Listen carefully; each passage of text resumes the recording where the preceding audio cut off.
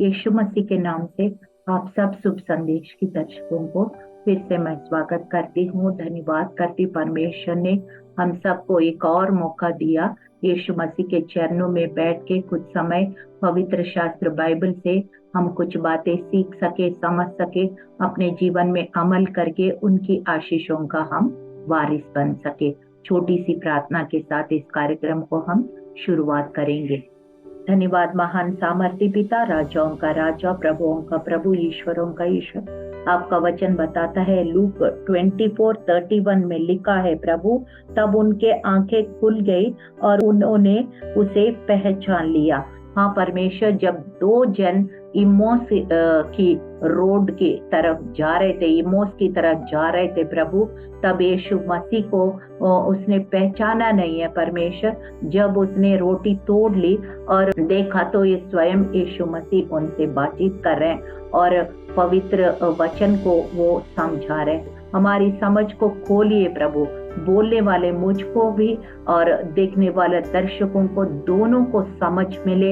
यीशु मसीह के जीवित नाम से मांगते हैं, आमीन आमीन आमीन। जो विषय लिया है ये है who is Jonathan in the Bible. Bible में योनाथन कौन है, ये बात को आज हम देखेंगे। क्योंकि कई साल से मैं मसीह हूँ, नियरली 3.5 डिकेड से मैं यीशु मसीह को जानती हूँ, लेकिन मैंने योनाथन के बारे प्रचार नहीं सुना, कई बातें प्रचार नहीं सुना। लेकिन मुझे नई नई बातें सीखना, बाइबल में डिग करके समझना और सिखाना मुझे पसंद आता है। तो इसलिए आज इस व्यक्ति के बारे में हम देखेंगे और उनके बारे में हम समझेंगे और हमारी जो आज का जो प्रेजेंट हमारा क्रिश्चियन लाइफ के लिए उस पर्सनालिटी के द्वारा हम क्या सीख सकते हैं, उनके क्वालिटीज को कैसे अपना सकते हैं, ये भी हम देखेंगे। सबसे पहले योनाथन कौन है? ये योनाथन जो फर्स्ट प्रिंस ऑफ इजराइल, पहला इजराइल का जो पहला राजा है वो किंग सॉल है, जो बेंजामिन गोत्र का है और उसका बेटा योनाथन है। So he suppose to become the next king. वो अगले सॉल के बाद एक्चुअली योनाथन को राजा बनना था एक्चुअली, तो लेकिन उसका राजा बनना नहीं हुआ।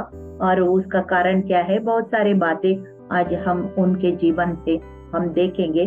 सबसे पहले योनाथन एक strong warrior with boldness and courage. हम देखते हैं योनाथन बहुत बड़ा वॉरियर है, स्ट्रॉन्ग वॉरियर है।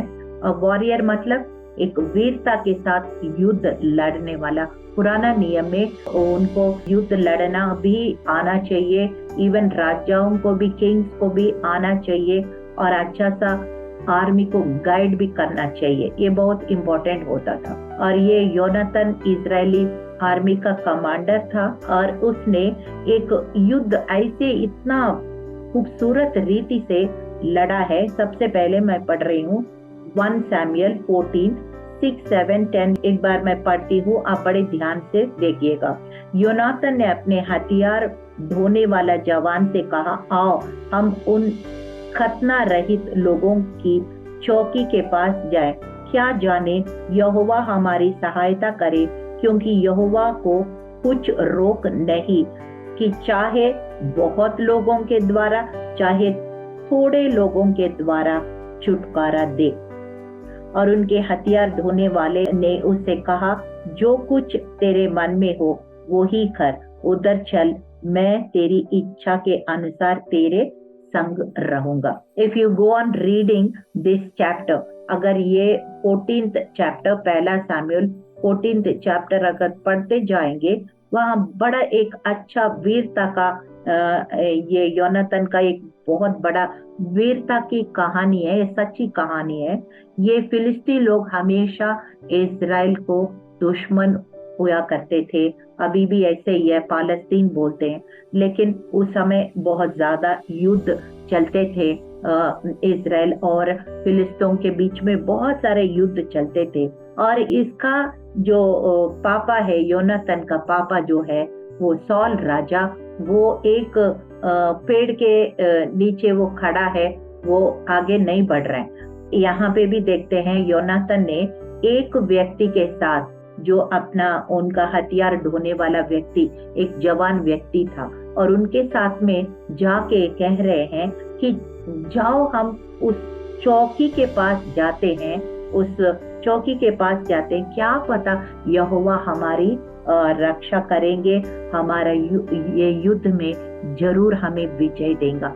चाहे बहुत लोग हो, चाहे थोड़ा सा लोग है, उनको विजय देना कोई असंभव उनके लिए नहीं है।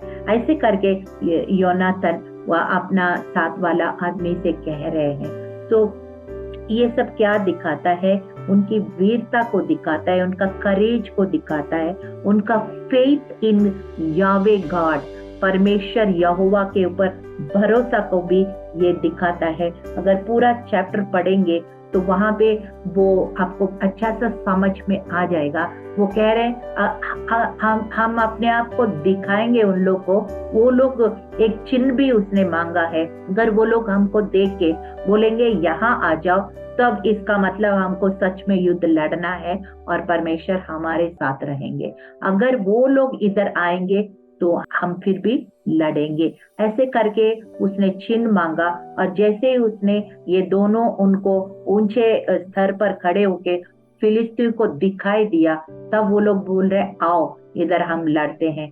तब ये लोग को लगा सच में परमेश्वर चाहते हैं हम जाके उनसे लड़े। तो ये उस समय इस पार और उस पार जाने के लिए बीच में एक बहुत पहाड़ या पत्थर, बड़ा ऊंचा पहाड़ होता था, और उस समय उसको पार करके उधर जाना, और वहां कितना खतरा होंगे, कितने ज्यादा लोग होंगे, ये सब नहीं मालूम। एक विश्वास का, एक रिस्क लेने वाला बात है, एक विश्वास का कदम उठाने की बात है। लेकिन यहाँ पे हम देखते हैं सिर्फ 2 लोग, बाकी सब लोग पीछे रह गए थे। योनातान और उनकी आर्मर बेरर बोलते हैं, उनकी जो हथियार पकड़ने वाला, ढोने वाला व्यक्ति के साथ जाके उस पहाड़ के उस पार चला गया, और फिर कम से कम 20 लोग को मारा। और वहां पे उस फिलिस्तीन आर्मी के सेना के अंदर एक बहुत हलचल मच गई। वो डर के मारे वो लोग इधर उधर भागने लगा, फिर ये लोग और मारे, और फिर उस दिन बहुत बड़ी जीत को वो हासिल कर लिया है। इस तरह से we see that Jonathan is a great warrior, he is a man of courage and boldness, and he is also a man of great faith in Yahweh God.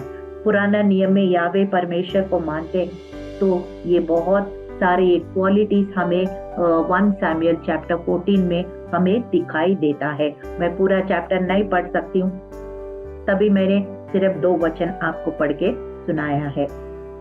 आप पूरा चैप्टर पढ़िएगा, फिर आपको और अच्छा सा समझ में आ जाएगा। सेकेंड पॉइंट मैं ये बोलना चाहती हूँ, जो उनके पिताजी है, किंग सॉल है, he is not a role model. वो पिताजी को देख के अनुकरण करने के लिए उनका क्वालिटीज हमें यहाँ पे दिखाई नहीं देता है, क्योंकि वचन में लिखा है 1 सैमुएल 15:35, सैमुएल ने अपना जीवन भर सॉल से फिर भेंट ना की, क्योंकि सैमुएल सॉल के लिए विलाप करता रहा। यहोवा सॉल को इजराइल का राजा बनाकर पश्चाताप किया। यानी कि मतलब क्या है कि king Saul never did God's way. वो बोल रहे हैं मैं करूंगा, लेकिन वो गॉड का नाम लेते हुए भी फिर अपनी मर्जी करता रहा, और बहुत सारे चीजों में कॉम्प्रोमाइज भी करता रहा, समझौता करता रहा। क्योंकि यहाँ पे 15 अध्याय में सैमुएल जो प्रॉफिट था, परमेश्वर का वाणी सुनाने के लिए उस समय हमेशा राजा के पास हमेशा एक प्रॉफिट हुआ करते थे। They always used to be prophet who bring God's voice to the kings. राजाओं को परमेश्वर का वाणी सुनाते थे। तो Samuel was always a great chief advisor. वो उसने उसकी वाणी नहीं सुना। उसने जबकि परमेश्वर का वाणी सैमुएल के द्वारा आया कि तुम पूरी तरह से अमलेकाइट्स को डिस्ट्रॉय करो, नाश करो, लेकिन उसने ऐसे नहीं किया। समझौता करके बहुत सारे भेड़ बकरियों को रखा है। और वो जो किंग है एगोग, वो किंग को भी उसने मारने के लिए परमेश्वर ने कहा, उसने जिंदा बंदी बना के लेकर आया था। बहुत सारे बातें परमेश्वर के अनुसार नहीं किया। सैमुअल को उसके बाद बहुत विलाप किया सैमुअल सॉल राजा के बारे में, और परमेश्वर खुद पश्चाताप करे, मैं किंग सॉल को राजा क्यों बनाया। तो इसमें हमें क्या सीखने को मिलता है? ये सीखने को मिलता है जब परमेश्वर ने हमको बनाया, इस पृथ्वी में भेजा, तो उनका एक उद्देश्य है, उनका एक लक्ष्य है, उनके लिए एक ड्रीम है। जैसे एक माँ बाप का अपने बच्चों के लिए एक ड्रीम होता है, एक एक्सपेक्टेशन होता है, ऐसे ही परमेश्वर अपने बच्चों के लिए भी एक ड्रीम और एक एक्सपेक्टेशन को रखते हैं। तो जब हमारे बच्चे हमारी एक्सपेक्टेशंस को वो फुलफिल नहीं कर पाते, तो माँ बाप को बहुत दुख लगता है। ऐसे ही यहाँ पे परमेश्वर सॉल को राजा क्यों बनाया, वो पश्चाताप कर रहे हैं। So what we have to think, are we pleasing our life pleasing to God, or we bringing sorrow to God? परमेश्वर को हम दुख ला रहे, क्यों बनाया, क्यों उसको राजा किया, या हम उनको खुशी ला रहे हैं, उनका चेहरे में मुस्कुराहट ला रहे हैं, उनके दिल में खुशी ला रहे हैं, हम कैसे अपने जीवन को बिता रहे हैं, ये बहुत मायने रखता है। So we need to evaluate. Saul ने परमेश्वर की बातों को नहीं माना और अपनी मर्जी चलाते रहे, और फिर उसका जो राज्य गद्दी है, उसका कुर्सी किसी और को, परमेश्वर ने उनको रिजेक्ट किया, दाऊद को राजा बनाने के लिए कहा था। और फिर यहाँ पे हम एक बात को ध्यान रखना है, जब योनातन को इस बात का उसका पिताजी को भले समझ में नहीं आया है, लेकिन योनातन को समझ में आ गया है, और फिर इसीलिए 1 सैमुअल 18:1-4 जब वहां पे गोलियत को मारा था, तो मैं सोचती हूँ परमेश्वर को यहाँ जोनातन भी मार सकता था, लेकिन सॉल ने उनको, वो खुद सबसे पहले अगर देखेंगे 1 सैमुअल 9:2 में देखेंगे, तो king sol was the tallest man, इतना सबसे लंबा पुरुष था। और फिर उस समय जब गोलियत जो 9 फुट का करीब व्यक्ति है, और फिर वो धमका रहे 40 दिन 40 रात, दिन रात वो धमका रहे, कोई है तो मेरे सामना करो, तब किंग सॉल ही उनके सामने जा सकता था। He was the tallest man and he was the king, but he didn't go. और फिर उनका बेटा को भी भेज सकता था, वो चाहे तो उनका बेटा जोनातन को नहीं भेजा, क्योंकि वो सोचता है अगर मर गया तो फिर मेरे बाद में राजा कौन बनेगा। उसने पता नहीं क्या सोच के उसने योनातन को भी नहीं भेजा। लेकिन परमेश्वर की योजना अब दाऊद के ऊपर अभिषेक किया, तो उनका वीरता को भी दिखाना था, ये अच्छा मौका था, इसलिए दाऊद ने गोलियत को मार गिराया। और फिर उसके बाद दाऊद को सीक्रेटली, एक सीक्रेट सेरेमनी में दाऊद को अनॉइंट किया जाता है। हम 1 सैमुअल 16 अध्याय में इस बात को देखते हैं। और फिर 18 अध्याय में हम देखते हैं जब ये जो दाऊद है, वो जो सॉल राजा का जो बेटी है, योनातन की जो बहन है, उसको शादी करता है। He married king Saul's daughter and he became his brother in law also. बहुत मतलब जब उसको पता चला, तब उनके शायद वो सेम एज का भी हो सकता है, इसलिए वो बहुत प्यार किया। ऐसे लिखा है 3 बार योनातन ने दाऊद के साथ वाचा बांधा। He made covenant 3 times with David and he loved David as his own soul। मैं सोच रही थी covenant वाचा बांधने का मतलब क्या होता है।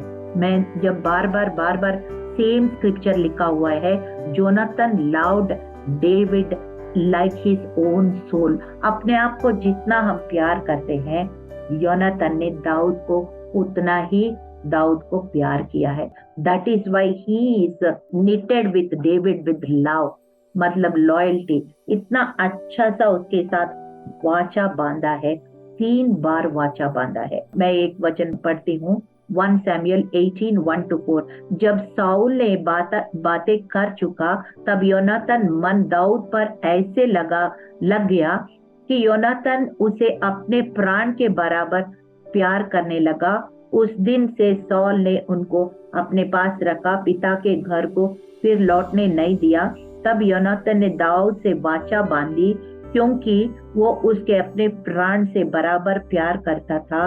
और योनातान ने अपना बागा जो वो स्वयं पहने थे उतार कर अपने वस्त्र समेत दाऊद को दे दिया, वरन अपनी तलवार और धनुष और कटी बंद भी उसको दे दिया। He made covenant with David, and not only he just made, and he gave symbols of that covenant also. वो जो वाचा का कुछ सिंबल्स, जैसे उसने अपना बेल्ट निकाल के दिया, अपना आर्मर निकाल के दिया, अपने बहुत कुछ उतार के उसको दे दिया है। ये सब क्या दिखाता है? His unselfish love, मतलब कि जो बिना निस्वार्थी प्रेम को ये दिखाता है। हम आगे जल्दी से और पॉइंट्स में जाते हैं। But king sol was not like that. उनके पिताजी जो राजा सॉल ऐसे नहीं था। अगर हम पढ़ेंगे 1 सैमुअल 18, 7, 8, 9 पढ़ेंगे तो वे स्त्री नाचते हुए एक दूसरों के साथ ये गाती गई है, सॉल ने तो हजारों को परंतु दाऊद ने लाखों को मारा है। तब साउल अति क्रोधित हुआ, ये बात उनको बुरी लगी और कहने लगा, उन्होंने दाऊद के लिए तो लाखों और मेरे लिए 1000 को ठहराया, इसलिए जब राज्य को छोड़ उसको अब क्या मिलना बाकी है। उस दिन से भविष्य में सॉल दाऊद की ताक में लगा रहा। So he felt very jealous when women danced for David. Dawood ने गोलियत को मारा करके वो पराक्रम का गीत वो गा रहे थे। सॉल तो हजारों को मारा, तो दाऊद तो 10,000 को मारा, तो ऐसे करके उनको बहुत जेलस हुआ, मतलब बहुत ईर्ष्या हुई, वो जलन हुई, मगर योनातान को बिल्कुल जेलस नहीं हुआ है। इससे बहुत बड़ी बात होती है। और दूसरी बार दाऊद के साथ कवच बांधा है, जबकि वो कुर्सी के लिए इतना पावर हंग्री होते हैं लोग। एक बार कुर्सी में बैठते हैं तो कोई उस पावर को छोड़ना नहीं चाहते हैं। सॉल राजा को पता चल गया अब दाऊद राजा बन गया तो उनको क्या होगा, उनका बेटा को क्या होगा, लेकिन बेटा ऐसे नहीं सोचा। और उसमें 1 सैमुअल 20 को हम पढ़ते हैं, मेरे घराने पर से भी अपने कृपा दृष्टि कभी ना हटाना, वरन जब यहोवा दाऊद को हर एक शत्रु को पृथ्वी पर से नाश कर चुकेगा तब भी ऐसे ना करना। इस प्रकार योनातान ने दाऊद के घराने से ये कहकर वाचा बांधाई, यहोवा दाऊद के शत्रुओं से पलटा ले। और योनातान दाऊद से प्रेम रखता था और उसने फिर शपथ लिखाई, क्योंकि वो उसने अपने प्राण के बराबर प्रेम रखता था। जैसे पता चला राजा सॉल उनके जान के पीछे लग गया और उसको मारने भी लग गया, मारने के लिए भी पीछा कर दिया है, पर योनातान कभी भी उनको उस नजर से नहीं देखा। उसका पिताजी ने एक बार वो न्यू मून डे होता है, जब पूरा चांद होता है, ये लोग मिलके कुछ पर्व जैसे मनाते हैं, कुछ मीटिंग्स करते हैं, कुछ डिसीजंस लेते हैं। उस समय योनातान और ये सॉल राजा देखा दो दिन भी दाऊद नहीं आया, तो फिर उसके बाद वो एक बच्चा को कोड लैंग्वेज में बात करने के लिए उसने कहा था, अगर वो क्रोधित है वो आप चले जाना इस जगह को छोड़ के, अगर वो ठीक ठाक है तो यही रहना। मैं उसको एक कोड लैंग्वेज में वो योनातान अपनी वो यो दाऊद का जान बचाने के लिए बात कर रहे हैं। हम पढ़ते हैं 1 सैमुअल 20 का 20 से 22 तक। तब उसके अलंग मानो अपनी किसी ठहरा हुआ चिन्ह पर 3 तीर चलाऊंगा, फिर मैं अपने टहलुए छोकरा को ये कहकर भेजूंगा जाकर तीरों को ढूंढ ले आओ। यदि मैं उस छोकरा से साफ साफ कहूं कि देख तीर इधर तेरी इस अलंग पर है, तो उसे ले आओ, क्योंकि यहोवा में जीवन की शपथ तेरे लिए कुशल को छोड़ और कुछ ना होगा। परंतु यदि मैं छोकरा से यूं कहूं, सुन तीर उधर तेरे उस अलंग पर है, तो तू चला जाना, क्योंकि यहोवा ने तुझे विदा किया है।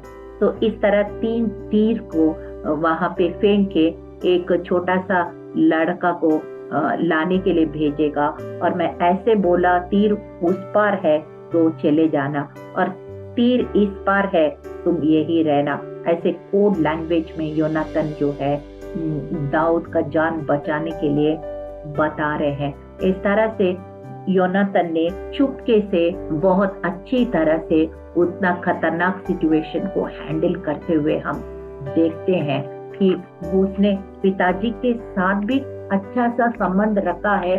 ऐसे नहीं है कि उसने पिताजी के साथ वो विद्रोह किया है, क्योंकि वचन में लिखा है कि ऐसे 1 सैमुएल 20:2 में लिखा है, वो जोनातन से कंसल्ट करे बिना कुछ भी निर्णय नहीं लेता था। किंग सॉल मतलब वो पिताजी के साथ भी रेस्पेक्ट करते थे, और फिर उनके साथ भी अच्छा व्यवहार करते थे, और साथ में वो जो गलतियां कर रहे हैं उनके अनुसार एक खुद गलतियां नहीं कर रहे हैं, क्योंकि पिताजी से बढ़कर परमेश्वर को बातों को ये समझ रहे और परमेश्वर के अधीन हो रहे, और पिताजी जो गलतियां किया वो नहीं कर रहे।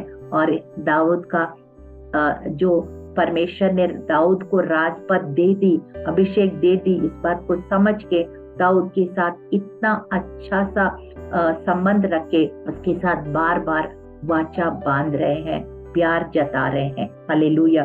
तो और फिर हम देखते हैं लास्ट में एक और वचन को पढ़ते हैं 1 सैमुएल 20:41 का 42। क्योंकि छोकरा चला गया तो भी दाऊद दक्षिण दिशा की अलंग से निकले और भूमि पर औंधे मुंह गिर के 3 बार दंडवत की। तब उन्होंने एक दूसरे चूमा और एक दूसरों के साथ रोए, परंतु दाऊद को रोना अधिक था। तब योनातन ने दाऊद से कहा, कुशल से चला जाओ, क्योंकि हम दोनों ने एक दूसरे से ये कह के यहोवा के नाम की शपथ खाई है कि यहोवा मेरे और तेरे मध्य और मेरे और तेरे वंश के मध्य में सदा रहे। तब वो उठकर चला गया और योनातन नगर में गया। So time and again योनातन was helping David, जबकि उनका पिताजी उनके जान के पीछे लगे थे, मारने के लिए लगे थे, लेकिन योनातन उनके प्लान को समझ के दाऊद को बचाता रहा, और उसने अपनी जो फ्रेंडशिप है, अपने लॉयल्टी है, दाऊद के साथ भी वाचा बांध के उनके साथ अच्छा संबंध को रखा है, क्योंकि वो जानता है यहोवा उनको अभिषेक किया है। और फिर हम लास्ट में 3rd कवेनेंट विथ डेविड, हम लास्ट में पढ़ के मैं समाप्त करूंगी। 1 सैमुएल 23:16-18 बड़ा अच्छा लिखा है। सौल का पुत्र योनातन उठकर उसके पास होरेश में गया और परमेश्वर की चर्चा करके उसको धाड़स दिलाया। उसने उसे कहा, मत डर, क्योंकि तू मेरे पिता साउल के हाथ में ना पड़ेगा, और तू ही इज़राइल का राजा होगा, और मैं तेरे नीचे होऊंगा, और इस बात को मेरा पिता सौल भी जानता है। तब उन दोनों ने यहोवा की शपथ खाकर आपस में वाचा बांधी। तब दाऊद होरेश में रह गया और योनातन अपने घर चला गया। 3 बार ये लोग वाचा बांधे हैं एक दूसरे से, अभी भी बोल रहे, मेरा पिता कितना भी तुम्हें मारना चाहता है तो भी तुम नहीं मरोगे, और तू जरूर इज़राइल का राजा बनोगे, और मैं तेरा डेप्यूटी यानी कि असिस्टेंट मैं बनूंगा, और तुम्हें हर बात में तुम्हें मदद करूंगा। इस तरह से एक दूसरों को एनकरेज कर रहे हैं, चुम्बन दे रहे हैं, और फिर गले लगा के वहां से योनातन अपना घर चले गए और दाऊद अपने छुपने के लिए दूसरा जगह चले गए।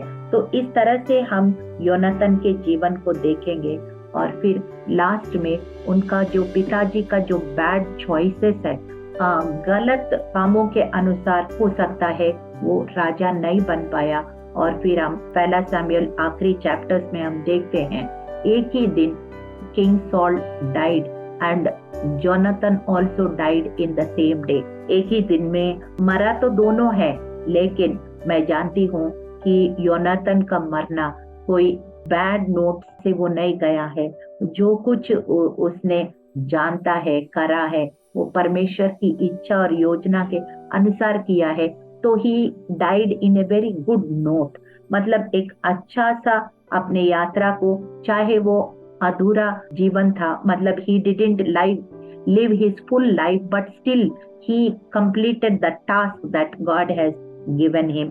इसलिए योनाथन का जीवन बहुत मतलब एक हीरो जैसा है, एक अच्छा जीवन है और अच्छा क्वालिटीज है जो हम उनके जीवन से हम सीख सकते हैं। मैं कुछ पॉइंट्स लिखा है, जल्दी से मैं वाइंड अप करने से पहले बोलती हूँ कि सबसे पहले Yonatan was a very good friend और ट्रू फ्रेंड। अच्छा मित्र है। जो अच्छा मित्र होता है, जो अच्छे समय बुरे समय एक जैसे प्यार करता है, तभी वो अच्छा मित्र बन सकता है। And he was a good friend, true friend. And then second point, he was willing to take risk and lead the army। 1 Samuel 14 में देखा है कैसे उस पार चला गया और फिलिस्तीन के आर्मी को कैसे उसने जीत करके आया है। So he is a man who can take risk, a man of faith also and bold person also, a warrior also। और फिर तीसरा बात, he had a vision for Israel, for his country। और फिर चौथी पॉइंट है, he has great faith in himself and also in his God। परमेश्वर के लिए अपने आप के ऊपर राइट माइंडसेट है, इसलिए वो बहुत अच्छी बात है। और फिर उसके बाद हम देखते हैं he submitted to God's will। वो राजा बना नहीं बना तो भी हम कदम कदम पर परमेश्वर की इच्छा और योजना के अधीन हो गया। इस बात को हम उनके जीवन से हम देखते हैं। और फिर उसके बाद हम देखते हैं कि very balanced, well balanced with his father also and his friend David also. अच्छा सा दोनों तरफ अपना जस्टिस, अपना बैलेंस्ड रिलेशनशिप रखा है।